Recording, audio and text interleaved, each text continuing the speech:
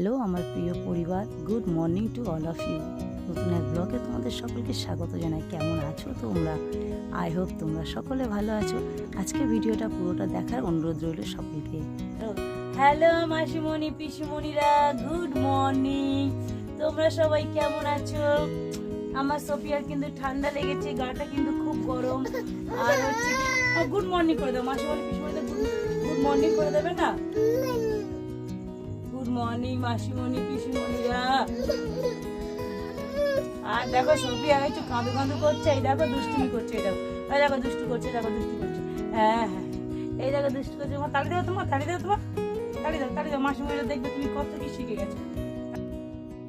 সত্যি কথা বলতে আজকে মনের অবস্থা একদম ভালো নেই। যদি বাচ্চাদের শরীর ভালো না থাকে, মন কিন্তু মায়েদের একদম ভালো থাকে না। কিন্তু কি করবো বলো, বুকে পাথর বেঁধে সমস্ত কাজ কিন্তু দাঁতে দাঁত ঠেকিয়ে করতে হচ্ছে। এই যে দেখতে পাচ্ছ শরীর এত খারাপ, ও সারা রাত কিন্তু আমি জেগেছিলাম, কারণ সারা রাত সোফিয়া কান্না করেছে আর সারা রাত আমি জেগেছিলাম। আর জেগে থাকার পরে এই দেখো সকালবেলা আমি উঠে গেছি, ও উঠে গেছে। আর ওর সঙ্গে খেলতে খেলতে তবে আমাকে বিছানাটা গোছাতে হবে। তাই দেখো ছলে বলে ওই যে চশমা তোমরা দেখতে পেলে, বাচ্চাদের খেলনার চশমা, ওই চশমা চোখে দিয়ে ওর সঙ্গে খেলা করতে করতে দেখো আমি বিছানাটা গুছিয়ে নিচ্ছি। কী করবো বলো, আর তো কেউ নেই পাশে যে সে সোফিয়াকে দেখবে আর আমি সমস্ত কাজ করবো। বড়োবাবু তো টিউশন পড়তে গেছে, আমি ছুটিতে টিউশন পড়তে গেছে, ও বাড়িতে নেই। আর ও বাড়িতে না থাকলে সত্যি কথা বলতে আমার ভীষণ প্রবলেম হয়। সুইটি যেন সত্যি কথা বলতে আমার জীবনে অনেকটা বড় একটা পাওয়া।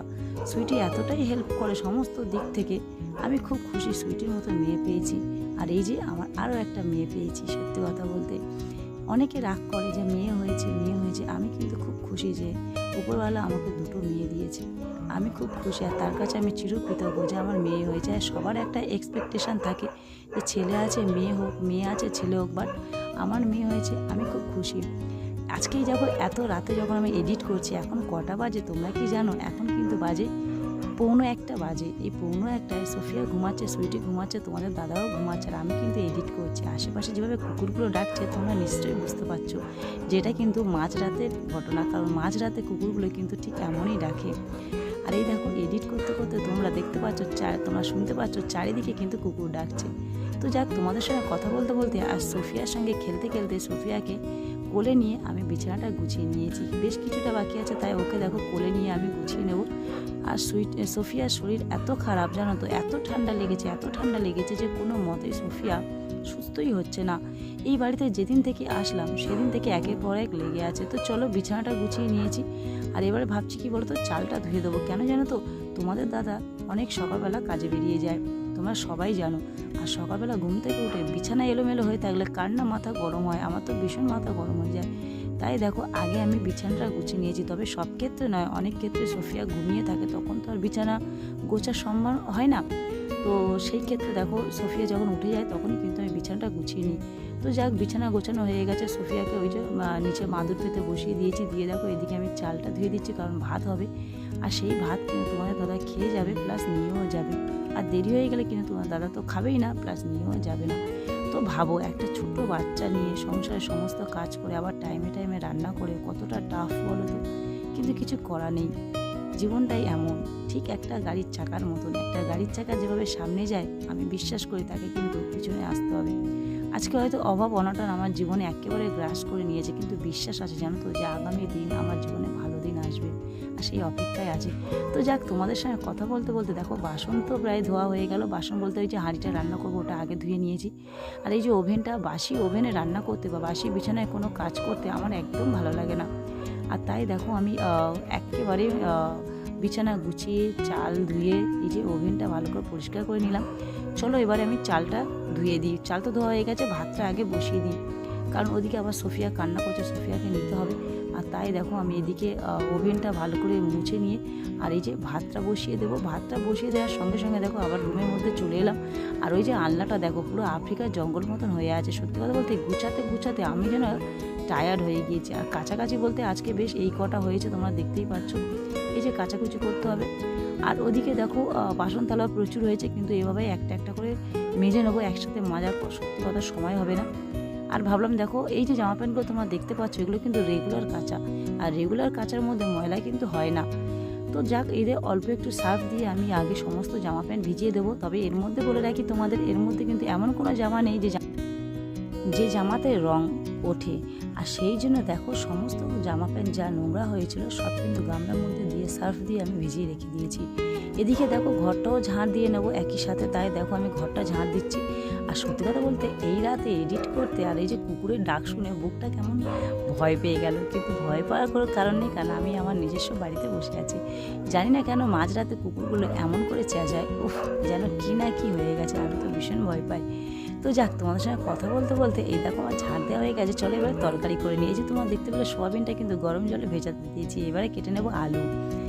আজকে তোমাদের দাদাকে জিজ্ঞাসা করলাম কি রান্না করবো, তোমাদের দাদা বললো তুমি বলো কি রান্না করবো। আমি বললাম যা এনে দেবে তুমি তাই রান্না করবো। তোমাদের দাদা কী করলো, বাজার থেকে গিয়ে সোয়াবিন কিনে নিয়ে এসছে, আর সোয়াবিন আর আলু রান্না করতে বলেছে।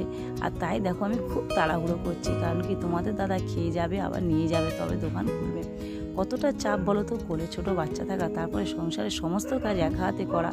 যাক, এইভাবে কিন্তু সমস্ত নারীরা, শুধু আমি কেন, আজকে হয়তো ভিডিও করছি বলে তোমরা অনেকে আমাকে দেখতে পাচ্ছ বা আমার সম্বন্ধে জানতে পারছো, এরকম কিন্তু আমার মতন অনেক অনেক মহিলারা আছে। কি জানি হয়তো তাদের মধ্যে তুমিও আছো, যারা এই ভিডিও দেখছো, তোমরাও আছো যারা এই ভিডিওগুলো দেখছো। সত্যি কথা বলতে মহিলারা আমাদের দু হাতটাই আমাদের কাছে যথেষ্ট নয়, আমাদের কাছে 10 হাত। আর সত্যি আমরা সেই 2 হাত দিয়ে 10 হাতের মতন কাজ করি।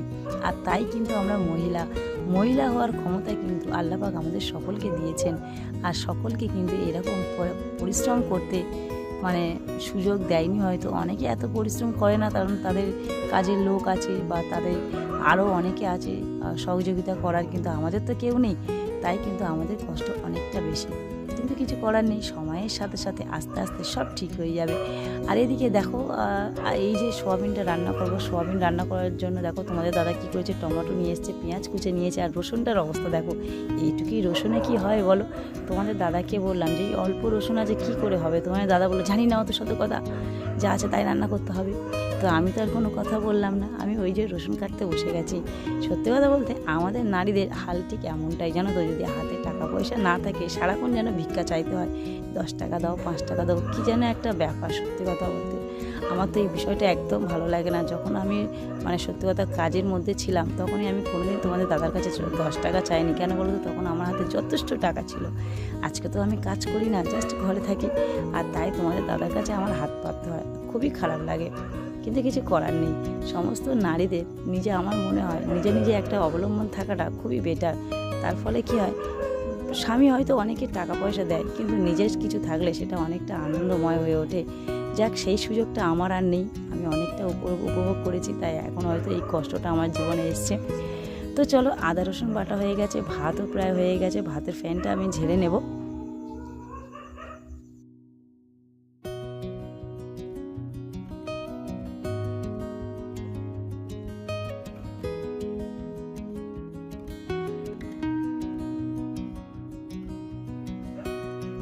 আর ভাতটা দেখো সবসময় আমি ফ্যান ঝেড়ে একটু আমি ওভেনে বসিয়ে দিই, কারণ যদি একটু ফ্যান থেকে থাকে সেটা কিন্তু একেবারে শুকিয়ে যায়, ফলে আমার ভাতটা নষ্ট হয় না। আর তাই দেখো সবসময় আমি ভাত ফ্যান ঝাড়ার পরে ওভেনে একটু বসিয়ে দিই। তো যাক, সেটা তো হয়ে গেছে। এদিকে দেখো আমি কড়া বসিয়ে দিয়েছি, কারণ সোয়াবিনটা রান্না করবো, আর সোয়াবিনটা তো জলে ভিজিয়ে রেখেছিলাম, এবার হাত দিয়ে আমি নিকড়ে নেবো। কিন্তু একটা মারাত্মক ঘটনা এখানে ঘটেছে। তোমরা যারা পুরো ভিডিও দেখো, পুরো ভিডিও দেখতে থাকো।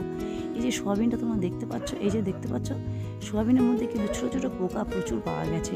এই পোকাটা দেখে তোমাদের দাদাকে জিজ্ঞাসা করলাম এটা কী, তোমাদের দাদা বললো সোয়াবিনের দানা। সোয়াবিনের আবার দানা হয় নাকি?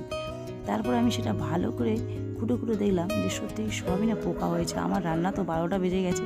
তারপরে তোমার দাদা কী করলো, আবার সোয়াবিন নিয়ে এসছে। সোয়াবিনটা তুলনামূলক একটু বড় ছিল, তাই দেখো গরম জলে ভিজিয়ে আমি বটি দিয়ে ছোটো ছোটো করে কেটে নিয়েছি। সোয়াবিন যত ছোট হয় আমার মনে হয় স্বাদ ততটাই বেশি হয়।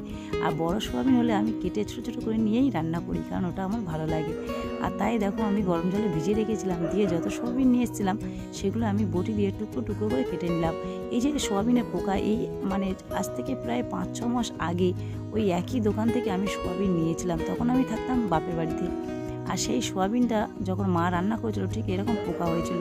তারপর আমি সেই দোকানে যদিও টাকা রিটার্ন চাইনি, কিন্তু আমি তাদের কাছে বলতে গিয়েছিলাম, ফলে তারা অনেক ঝগড়া করেছিল। তারা বলেছিল কি প্রমাণ আছে যে তুমি আমাদের দোকান থেকে নিয়েছো? আর সেই একই দোকান থেকে তোমাদের দাদা কী করেছে, সোয়াবিন নিয়ে এসছে, আর এই সোয়াবিনটা পোকা। আমি এটা দোকানদারের কোনো দোষ দিতে চাচ্ছি না বা কিছু বলতে চাচ্ছি না, কিন্তু প্রবলেমটা কোথায় বলতো, যখন ওদের কাছে বলা হয় তখন ওরা স্বীকার করে না, এটা হচ্ছে বড় প্রবলেম। তো যাক, এই যে তোমাদের সঙ্গে কথা বলতে সোয়াবিনের বিষয়টা তো বলেই দিলাম। তো চলো, কড়াই তেল দিয়েছি, তেলের উপর অল্প একটু লবণ দিলাম, দিয়ে আমি সোয়াবিনটা ভালো করে ভেজে নেব। আমার বাড়িতে সোয়াবিন কিন্তু সবাই খেতে ভালোবাসে, আর আমিও তো ভালোই বাসি অবশ্যই। আর সোয়াবিনটা একটু মাংসের মতন হবে, মাংসের মতন রান্না করতে আমারও ভীষণ ভালো লাগে। আমার মনে আছে যে বাড়িটা আমি করেছিলাম এবং বেঁচে দিয়েছিলাম, সেই বাড়িতে যত রাজমিস্ত্রি কাজ করতে আসতো তারা বলতো, ভাবি তুমি কিন্তু সোয়াবিন রান্না করবে, কারণ তাদের সোয়াবিনটা ভীষণ ভালো লাগে। তাদের মধ্যে একজন বলেছিল, আমার বউ তো সোয়াবিন রান্না করতেই পারে না, তাই আমরা খাই না, কিন্তু তোমার হাতে সোয়াবিন রান্না করে সোয়াবিনের প্রতি আমার ভক্তি এসেছে। সত্যি কথা বলতে সেদিন থেকে সোয়াবিনের প্রতি আমার নিজস্ব আরও ভক্তি বেড়ে গেছে এই কথাটা শুনে। আর যাক, সোয়াবিনটা আমরা সবাই ভালোবাসি, আর এই সোয়াবিন রান্না করতে শুরু করে দিয়েছি। তো চলো, তরকারি তো সোয়াবিনটা ভালো করে ভেজে নিয়েছি, এবার তরকারি আমি কষিয়ে নেব। এটা ওইদিকে যে ঢাকনা দেখতে পাচ্ছ, সেই ঢাকনাতে আমি সোয়াবিনটা ভেজে ঢেলে নেব। আর এদিকে দেখো, একই কড়াইতে আমি তেল দিয়ে দেবো।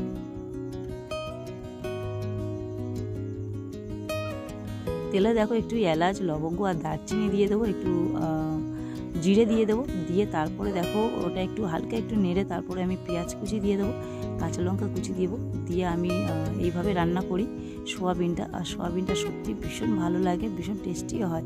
তো চলো, পেঁয়াজ দিয়ে দিয়েছি, দিয়ে এবারে পেঁয়াজটাকে ভালো করে লাল করে নেব, কাঁচা লঙ্কাও দিয়ে দিয়েছি। আর এইভাবে সোয়াবিন রান্না করলে কিন্তু সোয়াবিনটা খেতে অনেকটা টেস্ট হয়।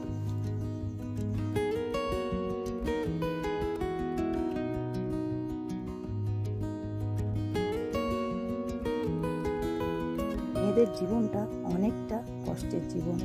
নিজের শরীরে যাই হোক না কেন, তবু সংসারের জন্য উঠে দাঁড়াতে হবে, সংসারের সমস্ত কাজ করতে হবে।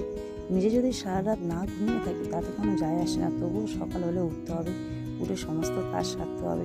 সত্যি কথা বলতে, যখন বাপের বাড়ির মেয়েরা থাকে তখন কিন্তু সত্যি সবাই সুখে থাকে, কিন্তু শ্বশুর বাড়ি আর নিজের ছেলে মেয়ে হওয়ার পরে তখন সংসারটা কিন্তু ভাগ হয়ে যায়, আর সেই সাথে সাথে পরিশ্রমটা অনেকটা কঠিন হয়ে যায়। আর জীবন মানে সত্যিই পরিশ্রম, জীবন মানে সেখানেই ঘাত প্রতিঘাত তো আসবেই। তো চলো, তোমাদের সঙ্গে কথা বলতে বলতে সোয়াবিন আলুটা দিয়ে দিয়েছি কড়াতে, তারপরে দেখো আমি ভালো করে এবারে এটা কষিয়ে নেব।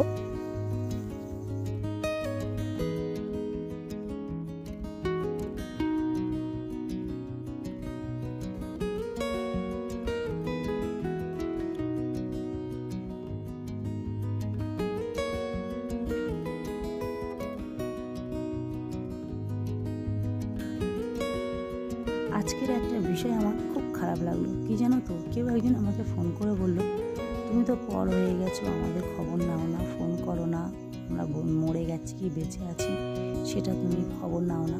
সত্যি কথা বলতে ভীষণ খারাপ লাগলো।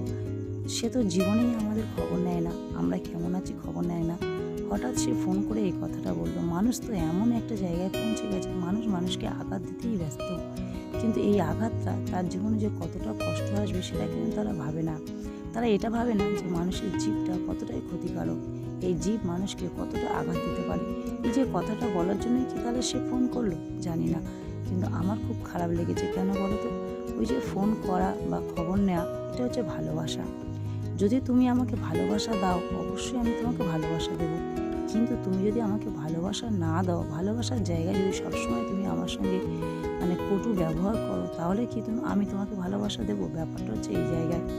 তো সত্যি কথা বলতে কোনো সময় এমন হয়, সংসারে অশান্তি না থাকলেও যখন একটু ভালো থাকার চেষ্টা করি, তখন কোনো না কোনো দিক থেকে ফোন আসবে বা কোনো না কোনো ব্যবহার কানে আসবে, যেটাতে মুড অফ হয়ে যায়, আর ভালোই লাগে না।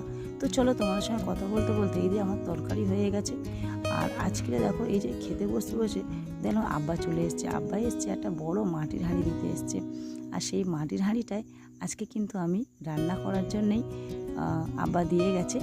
তো আব্বা এসছে, আব্বাকে বললাম, আব্বা তুমি এসো, দুটো ভাত খায়। আব্বা তো খেতে রাজি নয়, আব্বাকে জোর করে বললাম তুমি এসো, বেশি কথা বললাম। আমি কিন্তু বড় মেয়ে বলছি, মেজো মেয়ে বলছি, বড় বাবু তো এখানে থাকে না, বাইরে থাকে, তো আমি মেজো, তাই বলো আমি তুমি তোমার মেজো মেয়ে বলছি, তাড়াতাড়ি আসো আর বসে যাও। আব্বা তো ভীষণ ভালোবাসে, আমাদের সবাইকে ভালোবাসে।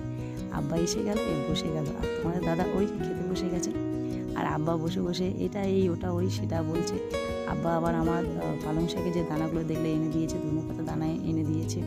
আবার আব্বাকে বললাম নোটে শাকের দানা এনে দিতে। তো সেই সব বসে গল্প করতে করতে আর এদিকে দেখো তোমাদের দাদা খেতে বসে গেছে।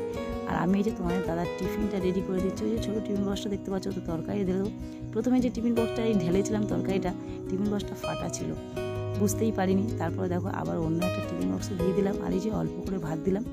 যত কম ভাত দিই তোমাদের দাদা ততই বলে ভাত কম দাও, ভাত কম দাও। তোমাদের দাদা তো খাওয়া দাওয়া খুবই কম।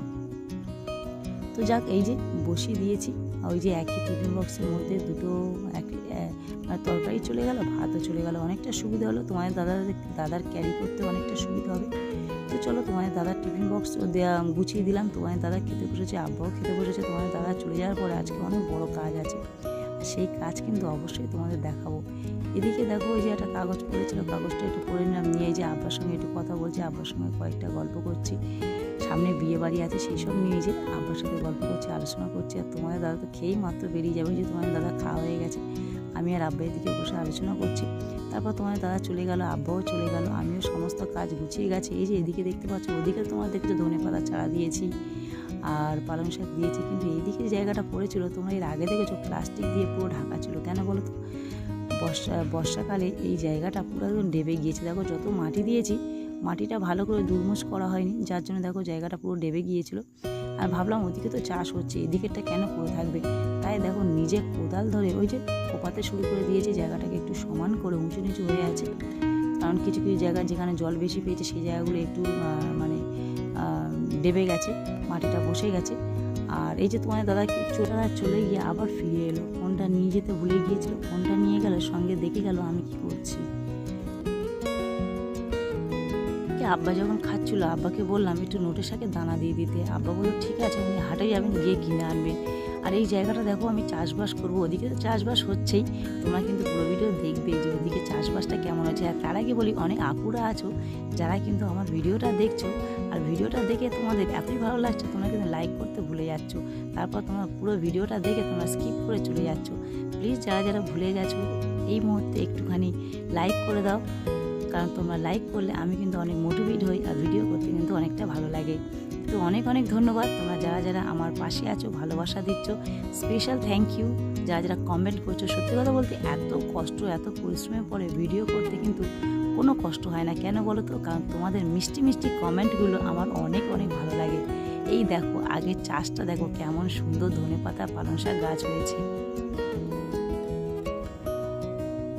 সোফিয়া, সোফিয়া, আমার কটা বাজে মা?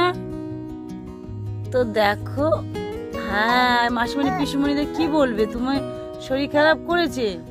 ওটা কি নাকের ড্রপ? হ্যাঁ হ্যাঁ হ্যাঁ হ্যাঁ হ্যাঁ, আমার মাসিমণি পিসিমণিদের ফ্লাইং কিস দিয়ে দাও। হা করো, হা করো, দেখবে, হা করো, হা হা করো, হা হা, ওপেন ইউর মাউথ সোফিয়া। আর এই দেখো এখন কিন্তু বাজে পুরো 1টা বাজে, আর এই 1টার সময় দেখো সোফিয়া উঠে গেছে। সোফিয়া একদম ঘুমাতে পারছে না, শরীর ভীষণ খারাপ, ভীষণ ঠান্ডা লেগেছে সোফিয়ার। আর এই দেখো ঘুমায়নি, আর সুইটি ওদিকে ঘুমিয়ে পড়েছে। বেশ সুইটি অনেকক্ষণ জেগেছিল, ওকে বললাম ঘুমাতেও ঘুমিয়ে পড়েছে। আর এই দেখো আমাদের বিছানার অবস্থা দেখো, আমাদের এখানে এত ঠান্ডা পড়েছে। এই যে ব্ল্যাঙ্কেটটা তোমরা দেখতে পাচ্ছ, এই দুটো ব্ল্যাঙ্কেট, এই একটা, তারপরে এইটা, আর এটা তো ছোট সোফিয়া, এত ঠান্ডা যাচ্ছে না জানো, এত ঠান্ডা পড়েছে। আর সোফিয়ার খুব ঠান্ডা লেগেছে, খুব শরীর খারাপ কাল থেকে আজও পর্যন্ত। সোফিয়াকে এখনও কিছু খাওয়াতে পারছি না, জোর করলে তো যখনই খাবারটা তৈরি করছি খাবারটা দেখেই চেঁচাচ্ছে, খাওয়ানো তো দূরের কথা। আর তারপরে কি করলো বলো তো, বমি করে দিল। আর এখন দেখো এত রাত হয়ে গেছে, জাস্ট একটুখানি ঘুমিয়েছিল, পেটও মনে হচ্ছে ব্যথা করছে।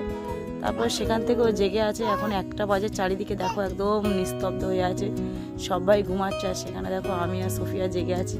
কি করবো বলো, বাচ্চা থাকলে তো এমন স্যাক্রিফাইস তো করতে হবে। মা বলেছে কেন, মা হওয়া তো আর চারটিখানি ব্যাপার নয় বলো। তোমরা যারা যারা মা আছো সবাই তোমরা জানো যে বাচ্চা মানুষ করতে গেলে কতটাই টাফ। আমার শরীর তো ভীষণ খারাপ, আমার এত ঠান্ডা লেগেছে যে গলা কোনো রকমই সারছে না। ডাক্তারখানায় গেলে হয়তো ওষুধ খেলে হয়তো ঠিক হয়ে যাবে, কিন্তু আর ডাক্তার করে না। এই যেমন আছি এমন থাকি, তারপরে সময় হলে যদি চোখ দুটো বন্ধ হয়ে যায়, আমার মনে হয় সেটাই শান্তি, সব থেকেই শান্তি। যাক, তোমরা সবাই দোয়া করো সোফিয়ার জন্য, সোফিয়া তাড়াতাড়ি সুস্থ হয়ে যেতে পারে। আর একটু যাতে খেতে পারে, কারণ একদম খাচ্ছে না, একদম খাচ্ছে না। ওই দেখো দিদিকে তুলতে গেছে, ও ঘুমাচ্ছে, দিদি জেগে আছে, ও সহ্য, দিদি ঘুমাচ্ছে আর ও জেগে আছে, ও ঠিক দিদিকে তুলে দেবে, এত বদমাইশ। আর দিদি দেখো একদম ঘুমিয়ে পড়েছে, ডিপভাবে ঘুমিয়ে পড়েছে। শোনায় টাটা করে দাও তোমার মাসিমণি পিসিমণিরা, টাটা করে দাও। এই দেখো চোখ থেকে জল ঝরছে, ওই চোখটা থেকে। আমাকে ধরে দাঁড়াতে পারবে তুমি? আহা নাচু নাচু, আহা নাচু নাচু। ওমা গো, ওমা গো, ও মামা আমি তো পড়ে যাচ্ছি তো। হ্যাঁ, কুকুরগুলো কত রাতে ডাকছে দেখো, এত রাতে কুকুরগুলো কেমন ডাকছে দেখো। সোফিয়া